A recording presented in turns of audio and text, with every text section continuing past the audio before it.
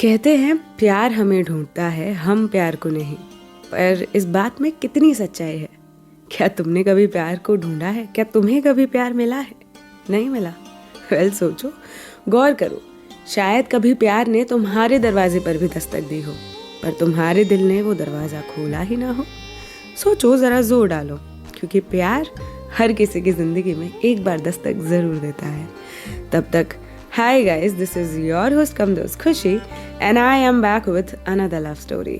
तो मैं तुम्हें एक नई कहानी सुनाती हूँ। तब तक अपने कानों में प्लग्स लगा लो, दुनिया से थोड़े से दूर हो जाओ और सुनाती हूँ तुम्हें बनारस की ही एक और कहानी। अद्वै तंग आ चुका था। उसकी माँ ने उसे बिना पूछे उसकी शादी जो तय कर दी थी। गुस्से में अपना फोन फेंक कर आ गया था वो। उसकी माँ जब उसे उसके पास लेकर आई कि लड़की को एक बार देख तो ले। अरे मुझे नहीं देखना माँ। और ये कहते ही उसने अपना फोन दीवार पे दे मारा। इतनी गुस्सा, आखिर क्यों? क्या किसी और से प्यार करता था अद्वै, या सिर्फ शादी से एलर्जी थी? भगवान जाने। पर इस वक्त रात के 3 बजे अद्वै अपनी लाइफ की और सारी प्रॉब्लम से जूझ रहा था। उसकी माँ ने कभी भी उसकी राजी मांगी ही नहीं थी किसी भी चीज में।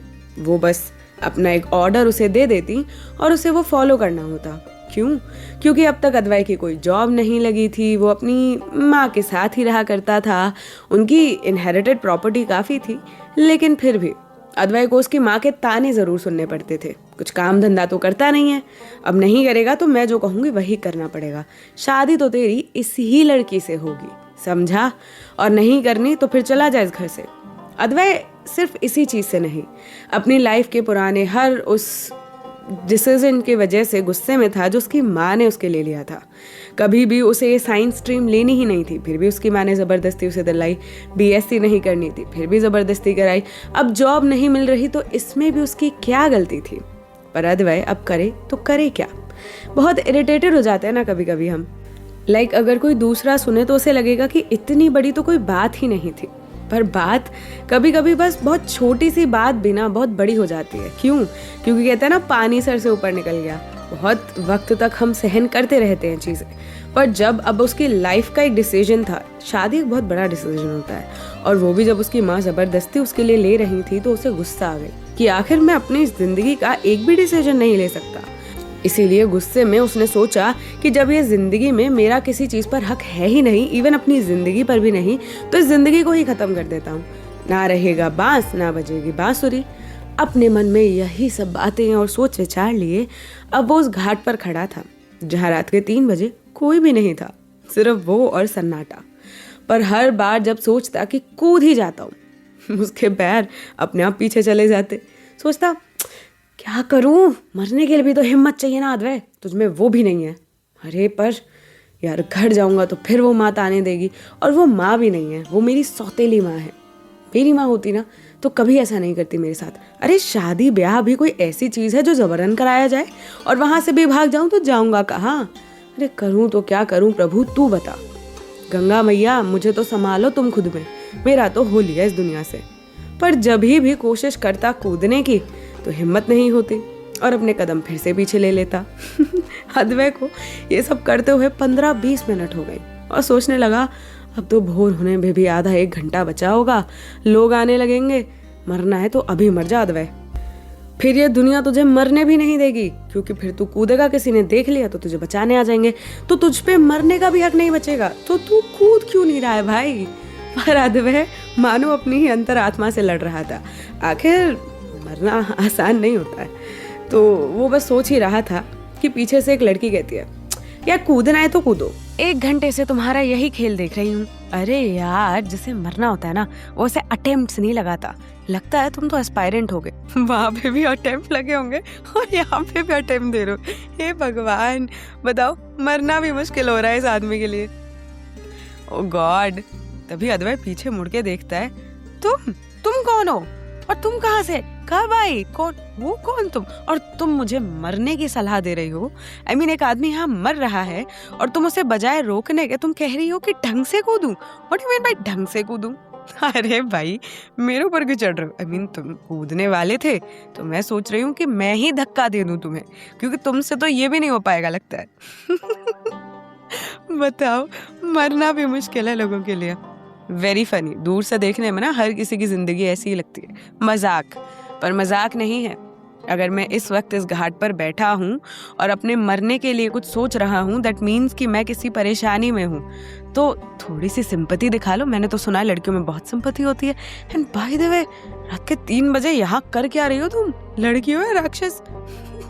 अरे मतलब क्या लड़कों को या क्या रात को 3 बजे बाहर निकलने का और मरने का? तुम ही मरने आई हो? शट अप, मैं क्यों मरूंगी? तो मतलब यार, तो 3 बजे मैंने तो तुम्हें देखा नहीं, कब आई तुम? भूतनी हो क्या यार? What do you mean? मैं इतनी सुंदर होती है वैसे भूतनियाँ? बैठ जाओ यहाँ आके, बताती हूँ, सारे सवालों के जवाब देती हूँ। नहीं मरोगे तुम, नहीं होगा तुमसे, आओ यहाँ बैठ जाओ। तो अद्वै चुपचाप जाके उसके साइड वाली एक सीढ़ी पर बैठ जाता है। अब बताओ कौन हो तुम? अच्छा, मैं हूँ Vaidehi, and by the way मैं यहाँ तब से बैठी हूँ जब से तुम यहाँ आए हो। व्हाट? मतलब मैंने तो तुम्हें नहीं देखा। हाँ, तुम अपने ही सोच विचार में शायद ज्यादा बिजी थे। सोच रहे होगे ना, पहली सीढ़ी से कूदूं, दूसरी से कूदूं, छलांग मारूं। पता नहीं, बट मैं तो बहुत देर से तुम्हारा ये ड्रामा देख रही हूँ। ड्रामा लगता है तुम्हें? एक आदमी यहाँ मरने वाला ड्रामा लगता है? कितनी इनसेंसिटिव लड़की हो यार तुम। इनसेंसिटिव नहीं है हम, बस तुम्हें देखकर लग रहा है कि मरने वाली पार्टी तो तुम हो नहीं। तो बस सोचा कि ऐसे ही थोड़ा सा देख लें तुम्हारा क्या चल रहा है। हो सकता है फ्रस्ट्रेशन में कुछ बोल देते, मेरा थोड़ा एंटरटेनमेंट हो जाता।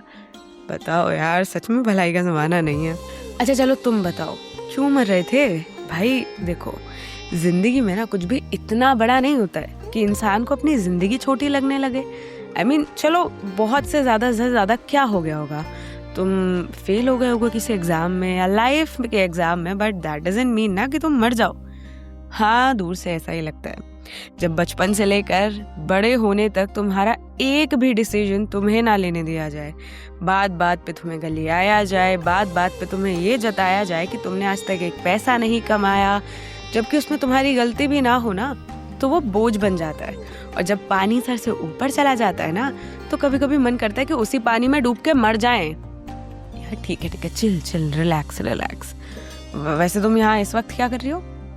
अरे मैं बस यहाँ घूमने आई थी। एक्चुअल में मैं यहाँ पास में एक गाँव से, पास में तो नहीं कह सकते हैं, मतलब थोड़ा टाइम लगेगा, 5-6 घंटे, बट हाँ मतलब यहीं के गाँव से हूँ। तो बनारस घूमने आई थी। अब मैं थोड़ी लेट ही पहुँची, फिर ये घाट अच्छा लगा, यहाँ थोड़ी शांति सुकून महसूस हुआ, तो यहाँ आके बैठ गई। फिर थोड़ी देर बाद तुम प्रकट हो गए और पता नहीं सीढ़ियों पर क्या बड़बड़ाते हुए जा रहे थे। मुझे लगा पता नहीं कोई पंडित हो, कोई टोटका कर रहे हो, मुझे क्या पता। तो मैंने सोचा टोकते नहीं है, तो देख रही थी कि तुम क्या कर रहे हो। पर तुम कुछ नहीं कर रहे थे, तुम्हें तो मरने का शौक चढ़ा था। हाँ, वेरी फनी। तो वैदेही, तुम्हारा कोई प्लान है या फिर तुम बस मेरा सुसाइड देखने के लिए ही यहाँ बैठी थी? नहीं, आई मीन मुझे बनारस घूमना है, तुम घुमा दोगे? मैं क्या तुम्हें टूर गाइड लगता हूँ क्या? मैं कोई बनारस नहीं घुमाने वाला तुम्हें। बाय द वे मेरा नाम अद्वै है। हाँ सुना, खुद से बात कर रहे थे इतना बड़बड़ा के, अद्वै ये कर ले, अद्वै वो कर ले। कभी तो लगा कि मल्टीपल पर्सनालिटी तो नहीं है तुम्हें। बट लगता तो नहीं है, मतलब अभी तक तो मेंटली अनस्टेबल नहीं लग रहे हो। सही बात है यार, हंस लो, ऐसा ही होता है। वैसे तुम यहाँ सिर्फ घूमने आई हो? वैसे बनारस बहुत सुंदर जगह है, नो डाउट। यहाँ पे बहुत सारे टूरिस्ट आते हैं, पता है। अच्छा तुम्हें घाट के बारे में कहानी बताऊं? अब बैठे ही हैं तो बताता हूँ। चलो, यहाँ पास में ना एक घाट है, कहते हैं कि, और उस घाट के पास एक मंदिर है। तो ऐसा माना जाता है कि उस मंदिर में रात को इस ही वक्त भूत प्रेत आते हैं महादेव के दर्शन करने। तो तभी तो मुझे लगा कि तुम तो कोई भूत प्रेत नहीं हो। अरे नहीं, पर मेरे यार एक चीज समझ नहीं आती, ये भूत प्रेत आत्माएं कहते हैं तो मंदिर में प्रवेश नहीं कर सकते, तो फिर ये कैसे दर्शन करते होंगे?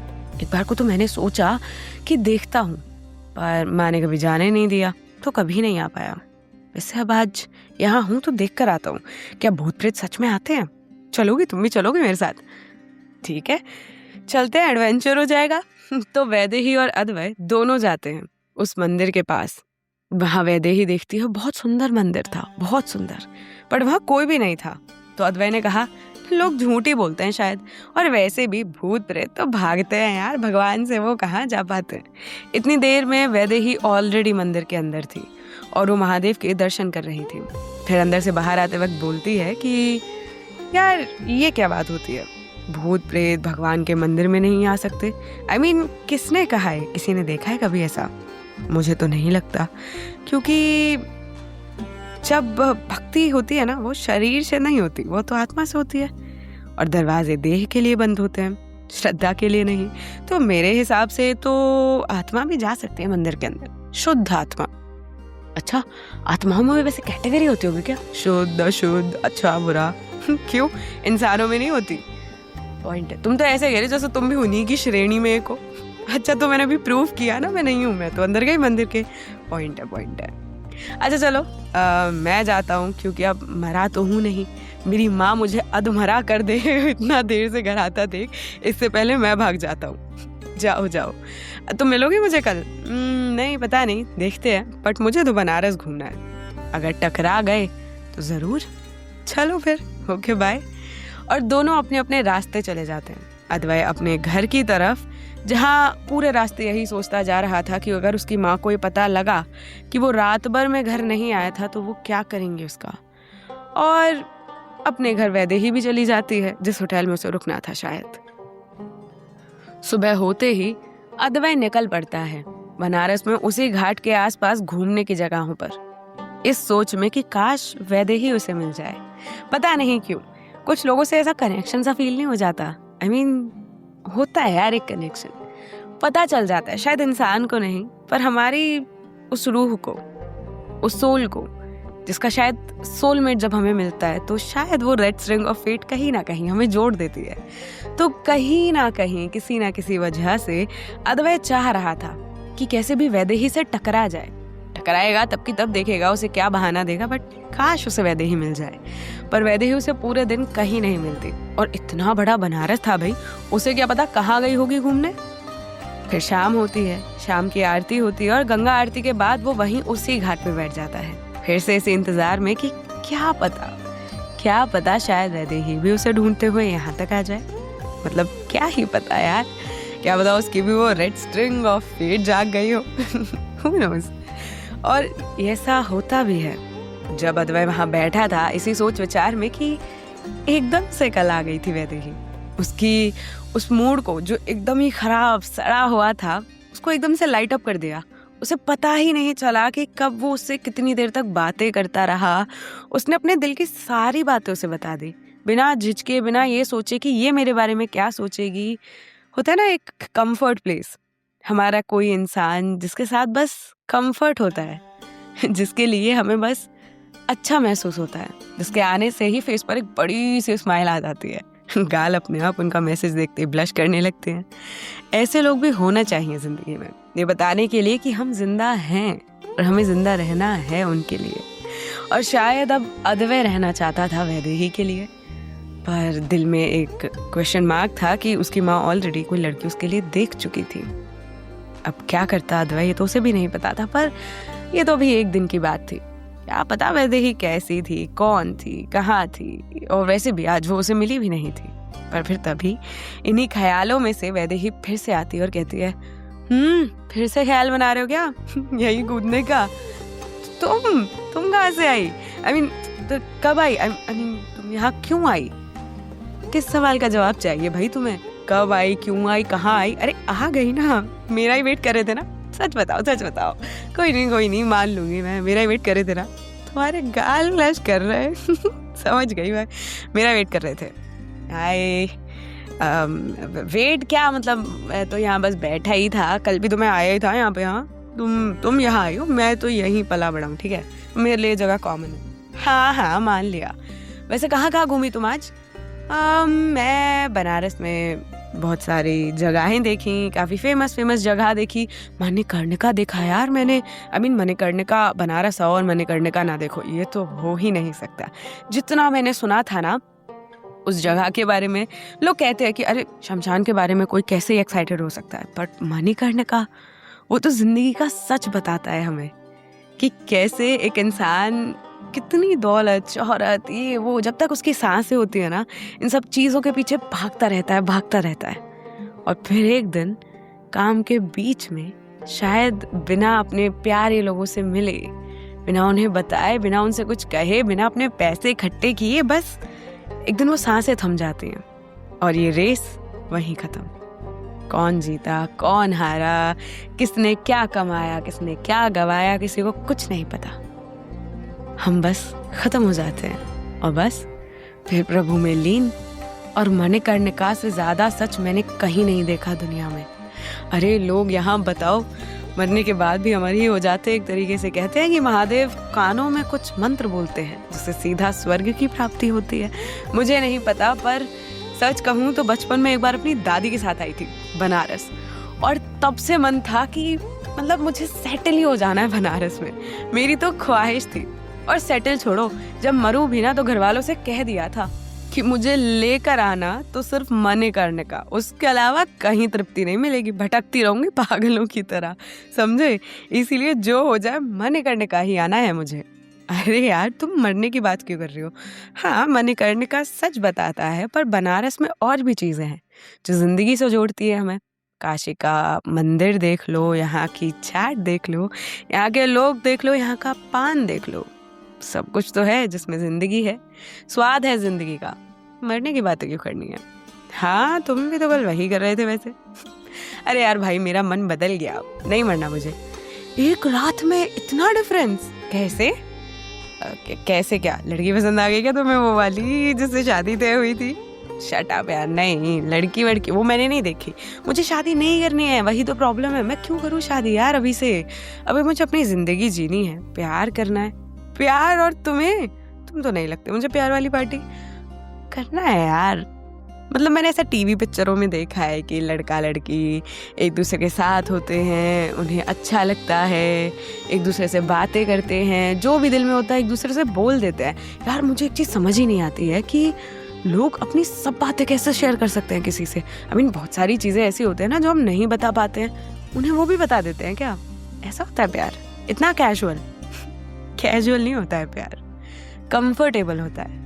उस प्यार में कंफर्ट होता है उस इंसान के साथ जिसे हम पसंद करते हैं, और इसीलिए उसे दिल की सारी बातें बता देते हैं, क्योंकि वो हमें जज नहीं करेगा, वो सिर्फ सुनेगा, समझेगा और बस हमारा रहेगा। वही तो प्यार है ना। अब मुझे नहीं पता तुम्हें हुआ या नहीं। तुम्हें हुआ है प्यार? पता नहीं। वैसे तुम्हें एक सच बताऊं? बताओ। मैं यहाँ सिर्फ घूमने नहीं आई हूँ। तो इसलिए आई हो? क्या हुआ ना, मेरा एक फियांसे है। इतना सुनते ही अद्वै एकदम शॉक हो गया। फियांसे तुम्हारा? हाँ, सुनो तो हुआ क्या ना, मैंने अपने घर वालों को कह दिया। जब से शादी की रट लगाने लगे, मैंने कह दिया शादी करूंगी तो किसी बनारस के लड़के से, वरना हम शादी ही नहीं करेंगे। तो बस ढूंढते रहे। तब जाकर उन्हें एक लड़का मिला, पता नहीं कैसे, काफी अच्छे घर का था वैसे हमने सुना। तो उन्हें एक लड़का मिला, हमें जैसे ही बताया हम तो पागल ही हो गए कि चलो बनारस में जाके रहेंगे अब जिंदगी भर, यहीं जय गंगा मैया की कहेंगे, काशी के दर्शन करेंगे और मणिकर्णिका पे देह त्याग देंगे। बस यही है हमारा जीवन अब। पर घर वालों ने कहा कि उसे देख लो।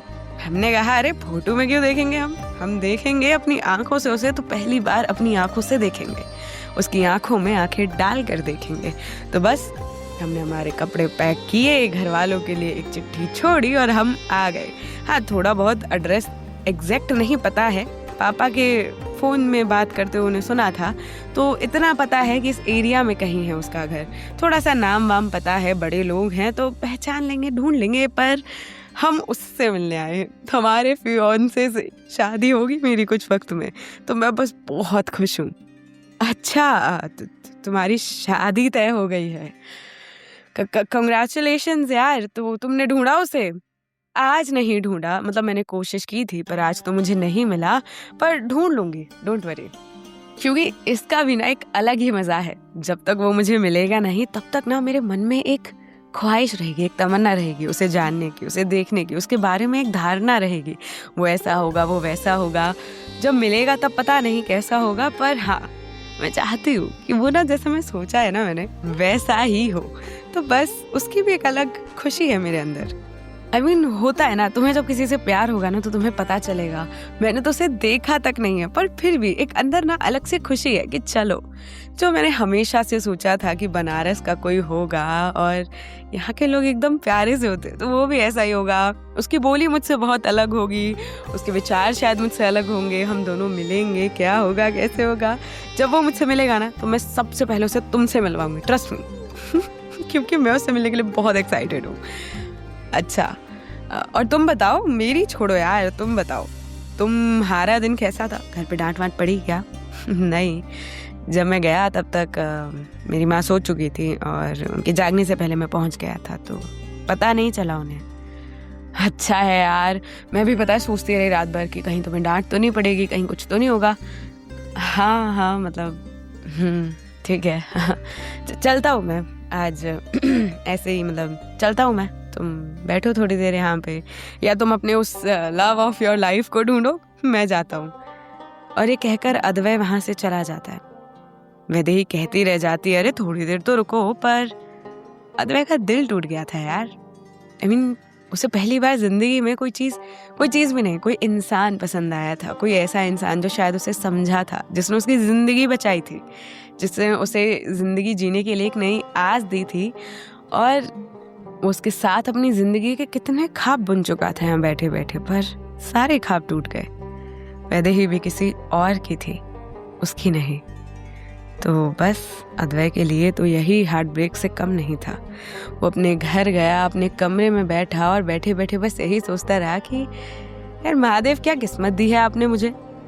जिससे पसंद करता हूँ उसको किसी और के नसीब में लिख दिया, किसी और को मेरे नसीब में लिख दिया, जिसे मैं देखा तक नहीं है, जिसे मैं जानता तक नहीं हूँ। बस ऐसे ही मेरे पल्ले बांध दिया। क्यों महादेव, जिंदगी में एक बार तो मुझे भी जीने का हक है ना, एक बार तो मुझे भी वो मांगने का हक है जो मैं चाहता हूँ, और मुझे वो मिले। पर शायद तुमने तो हमारी जिंदगी ही ऐसी लिखी है। कोई बात नहीं है, ये भी जिएंगे ही। अब वैदेही ने इतने प्यार से जिंदगी का मतलब समझाया है तो इसको तो जीना बनता है। देखेंगे उस लड़की को भी।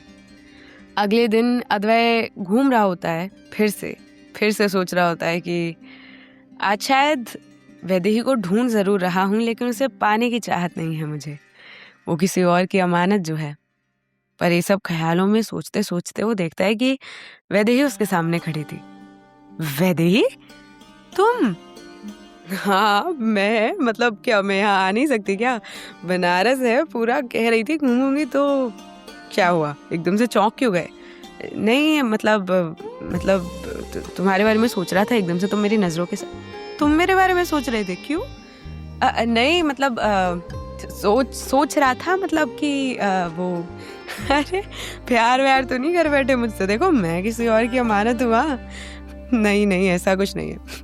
अरे पता है, जानती हूँ यार, मजाक कर रही हूँ, मेरी बचपन की आदत है, पता है। मेरी माँ भी कहती है हर किसी से मजाक करने लग जाती है। माँ से याद आया, शिट, मेरे माँ बाबा को पता लग गया होगा, वो भी आने वाले होंगे पता है बनारस। अच्छा है, वो आ जाएंगे ना तो शायद मुझे भी पता चल जाएगा कि उसका घर कौन सा है। वेल देखो, तुम्हें आज भी उसका घर नहीं मिला? नहीं, पर इस इंतजार का भी अलग मजा है यार। ढूंढ रही हूँ, मिल जाएगा, डोंट वरी। बाकी शाम होने वाली है, गंगा आरती चलें? ठीक है, बट मुझे भीड़ में नहीं बैठना है, शांति से बैठ के कहीं से देखेंगे। ठीक है, मुझे पता है एक ऐसा घाट जहाँ बहुत शांति है, आवाज भी आएगी गंगा आरती की, और हमें भीड़ में भी नहीं जाना पड़ेगा। इससे अच्छा क्या होगा, चलो। तो अद्वै और वैदेही एक ऐसे घाट पे जाते हैं जहाँ शांति भी थी, सुकून भी था, और साथ में गंगा आरती के स्वर भी थे, और उससे बढ़िया क्या हो सकता था। तो अद्वै और वो बैठे थे। फिर ऐसे ही वैदेही ने कहा, अद्वै तुम अपनी जिंदगी से क्या चाहते हो? मैंने कभी नहीं सोचा, मुझे कभी सोचने का मौका ही नहीं दिया गया। मेरी सौतेली माँ ने जो जो कहा मैं वो करता गया। अब शायद क्योंकि मैंने वो नहीं किया जो मैं चाहता था, तो इसीलिए इस जगह फंस गया हूँ। ना कोई जॉब है, ना कोई नाम है, बस ये जिंदगी है जिसे काट रहा हूँ। काटते नहीं है यार जिंदगी को, जिंदगी जीनी चाहिए। अब तक तुम्हें हक नहीं मिला ना अपना, तो अपने हक के लिए अब लड़ो, करो उनसे बात, कहो उनसे, बताओ उन्हें कि तुम्हें ये करना है, तुम्हें जो भी करना हो। और मैं कहती हूँ कि तुम जब वो करोगे जो तुम्हें करना है ना, तो तुम अपनी रेस में फर्स्ट आओगे। और जब तुम्हें नाम भी मिलेगा, शोहरत भी मिलेगी, दौलत भी मिलेगी और इज्जत भी मिलेगी। सच में वैदेही मानो धीरे धीरे अद्वै को समझ रही थी, अद्वै को जिंदगी सिखा रही थी जीना, जिसकी शायद अद्वै को बहुत जरूरत थी। पर अद्वै अपने आप को कोस रहा था कि वो वैदेही से इतना देर से क्यों मिला। क्यों नहीं महादेव ने उसे पहले ही मिला दिया वैदेही से।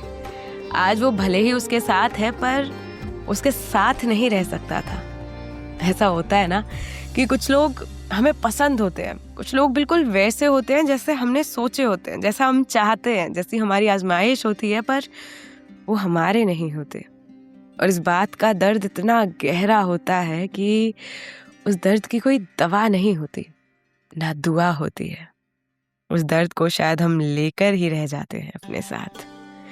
और अद्वै के लिए भी ये बहुत खराब था अपने मन में ही ये सोचना कि वो सोच भी कैसे सकता है वैदेही के बारे में, जबकि वो जानता है कि वैदेही किसी और की थी। उस इंसान से शायद वो प्यार करती थी, उसे बिना जाने। कितना लकी था वो, जिसके भी जिंदगी में वैदेही जैसी लड़की थी। और क्या ही चाहिए होगा, कितना लकी होगा ना वो। अद्वै ऐसे ही वैदेही से कुछ देर और बात करता है और फिर चला जाता है अपने घर, इसी सोच विचार में कि क्यों नहीं है वैदेही मेरे साथ, कौन है वो लड़का। और यही सब सोच विचार में फिर से रात खत्म हो जाती है। कुछ दिन गुजरते हैं, वैदेही और उसकी मुलाकातें होती हैं, लेकिन अब वो उससे पूछता है कि वैदेही अब तक तुम्हें वो नहीं मिला? नहीं, पर शायद अब उसे ढूंढने की जरूरत नहीं पड़ेगी मुझे। मतलब ढूंढने की जरूरत नहीं पड़ेगी, मतलब मुझे यहाँ आए 5 दिन हो गए और शायद उससे बिना मिले ही मुझे यहाँ से जाना पड़ेगा। क्या कह रही हो तुम? जाना पड़ेगा बिना मिले ही? मतलब क्या हुआ है? तभी अद्वै के फोन पर उसके घर से एक फोन आता है। अद्वै की माँ उधर से कहती हैं कि अद्वै, जिस लड़की से तुम्हारी शादी हो रही थी वो लड़की अब नहीं रही। उसके घर वालों का फोन आया और उन्हें पता चला कि वो लड़की अपने फियांसे से मिलने आने वाली थी यहाँ तुमसे मिलने, पर बीच रास्ते में उसका कहीं एक्सीडेंट हो गया और पुलिस वालों ने गुमशुदा लाशों में उसकी लाश रख दी। उसके घर वालों को उसकी लाश को ढूंढते ढूंढते 5 दिन लग गए और अब जाकर उन्हें वो मिली है। तो वो बस उसके अंतिम संस्कार के लिए हम मणिकर्णिका आएंगे, तो तुम देख लेना। और इतना सुनते ही अद्वै ने वो फोन तो काट दिया, पर उसे कुछ समझ आया। सामने वैदेही मुस्कुरा रही थी। हाँ, सही कहा था तुमने, भूत प्रेत के आने का वक्त था वो, पर अंदर जा चुकी थी मैं। और तुमसे कहा था ना कि भगवान हमारी आत्मा से प्यार करते हैं। अगर आत्मा से श्रद्धा हो तो भूत प्रेत चुड़ैल कुछ नहीं होता है यार। भक्ति मेरी शक्ति होती है। वैदेही, मतलब तुम वो लड़की थी, तो तुमसे शादी हो रही थी मेरी। हाँ, मैं जानती थी। कहते हैं कि मरने के बाद वैसे हमें ये पावर्स मिल जाती हैं। तो मैं पहले ही दिन जब मेरा एक्सीडेंट हुआ और मैं आत्मा बनी, तो पहले तो बहुत दुख हुआ कि मैं तो मर गई, पर फिर समझ आया कि शायद मेरी देह को यहाँ तक पहुँचने में वक्त लगेगा, पर आत्मा को नहीं। जब यहाँ आई तुम्हें ढूंढते हुए, तो तुम्हें वहाँ उस घाट पर देखा, तो लगा कि अरे, जिससे मैं मिलने आ रही थी, जिससे मिलने के चक्कर में मैं मर गई, वो क्यों मर रहा है। तो बस सोचा कि जब तक मेरे घर वाले मुझे ढूंढेंगे, उन्हें पता है कि वो लेकर मुझे यहीं आते लाएंगे, तब तक शायद तुम्हारी जिंदगी में कुछ सुधार ला दूं।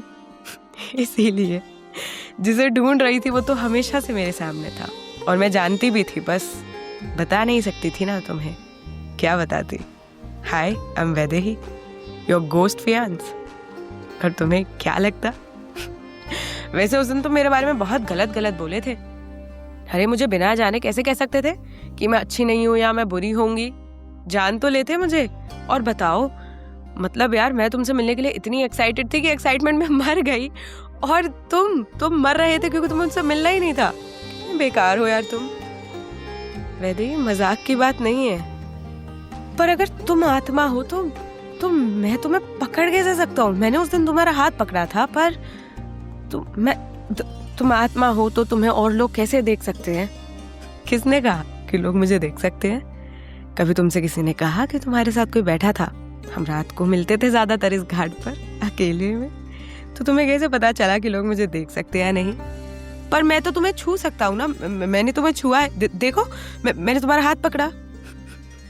हाँ अद्वै, तुम मुझे छू सकते हो क्योंकि तुम मेरी आखिरी ख्वाहिश थे ना, मेरी वो ख्वाहिश जिसकी वजह से अब मैं इस दुनिया में नहीं हूँ। तुमसे जुड़ गई थी मैं उसी दिन, शायद जिस दिन हमारा रिश्ता तय हुआ था, और इसीलिए मुझे तुम्हें ढूंढने के लिए कोई प्रयत्न नहीं करने पड़े। मेरी आत्मा तुमसे जुड़ गई थी। मुझे मुक्ति मिलते ही शायद मैं यहाँ से चली जाऊंगी, पर जब तक मैं इस दुनिया में थी, जब तक मेरी देह को आग नहीं लगी थी, तब तक मैं यहीं थी और बस तुम्हारी तरफ खिंची आ गई। तुम्हें देखा कि तुम तो खुद अपनी जान गंवाने पे तुले हो, तो बस तब से कोशिश कर रही थी कि मेरे जाने से पहले तुम्हें एक आस दे जाऊं जिंदगी जीने की।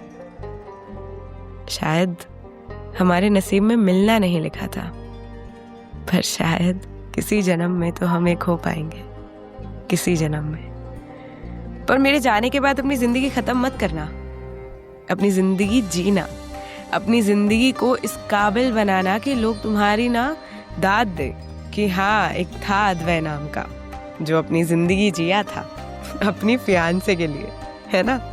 और शादी भी करना किसी अच्छी सी लड़की से, और भड़क मत जाना। सबसे बड़ी बात, अब अगर तुम मेरा चेहरा उस दिन देख लेते अपना फोन तोड़ने से पहले, तो तुम जानते ना कि मैं तुम्हारी फियांसे हूँ, तो थोड़ा सा पार्ट तो डेस्टिनी का भी था।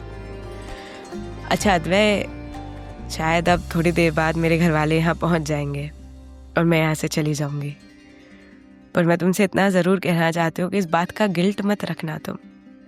मैं खुश हूँ मैं तुमसे मिल पाई, तो मेरी वो ख्वाहिश थी जो अब पूरी हो गई, तो शायद अब मैं भी इस दुनिया से आराम से मुक्त हो जाऊंगी। पर तुम अपनी जिंदगी जीना, अपनी माँ से अपने रिश्ते सुधारना, तुम अपना नाम बनाना, बस खुश रहना।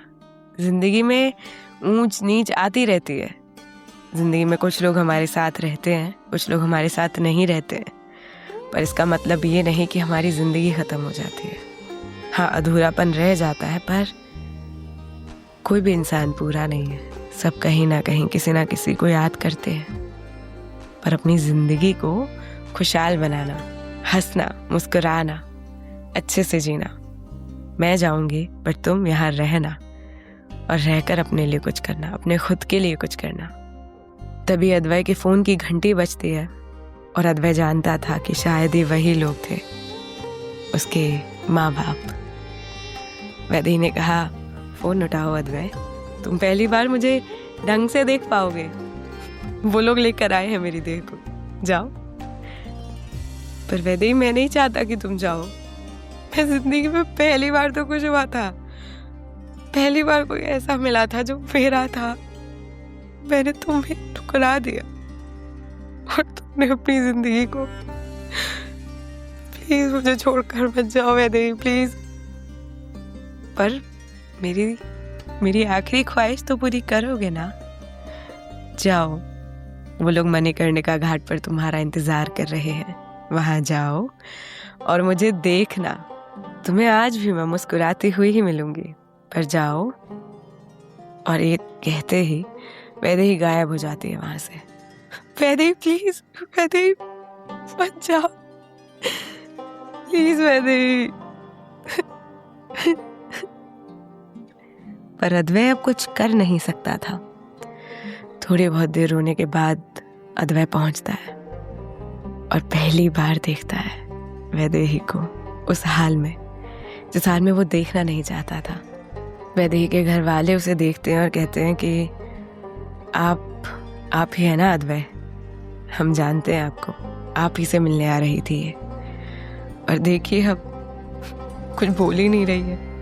इसकी आखिरी ख्वाहिश थी मणिकर्णिका पर आने की, वही पूरी कर रहे हैं। जानता हूँ, मुझसे बेहतर कौन जानेगा। कुछ कहा आपने? नहीं।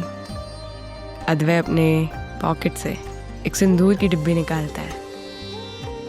वैदेही के घर वाले देखते रह जाते हैं और अद्वै कहता है, ये मुझसे मिलने आ रही थी ना, बनारस के लड़के से शादी करना इसकी ख्वाहिश थी, पूरी तो करनी बनती है।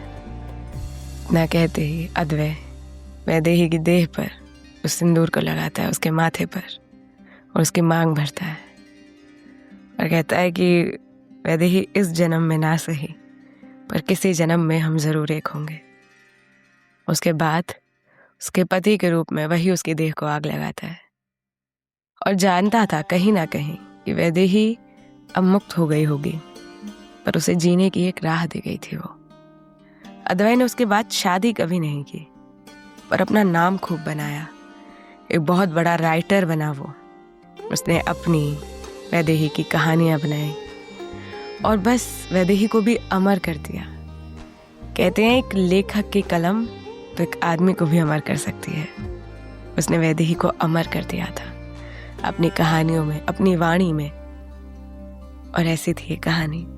कैसी लगी तुम मुझे बताना ज़रूर @KHU_SHEI_। और मैं मिलूंगी किसी और कहानी में। Confession week is going on 31 बोलने वाली थी, 14 Feb तक तुम अपने कन्फेशन मुझे भेज सकते हो। If you want to confess to anyone, me, your friend, your lover, your boyfriend, your girlfriend, your teacher, anyone, you can just send your confessions to me on my mail recorded form में। Till then, take care and bye. Please name your confession mail as confession in subject, क्योंकि उससे मुझे आसानी हो जाती है। चलो मिलती हूँ किसी और कहानी में। Till then, take care. Bye से पहले guys, thank you so much. I mean, this really means a lot to me. मुझे तुम लोगों को ये बात बतानी थी कि हमारी पॉडकास्ट ट्रेंडिंग पॉडकास्ट में नंबर 3 पर है, which is a big achievement. I mean, I'm so happy. Like I'm very happy, but मेरे गला दर्द कर रहा है अब। I'm seriously saying this. तो मतलब मैं बहुत खुश हूँ and it all goes to you guys. I mean seriously it all goes to you. मैं genuinely बहुत दिल से खुश हूँ कि यार I've got you guys. तुम लोग इतने अच्छे हो कि मैं तुम्हें बता नहीं सकती हूँ. So I mean yeah, you guys really mean a lot to me. Thank you so much and I really owe it to you guys. Thank you for making खुशी की दुनिया such big name.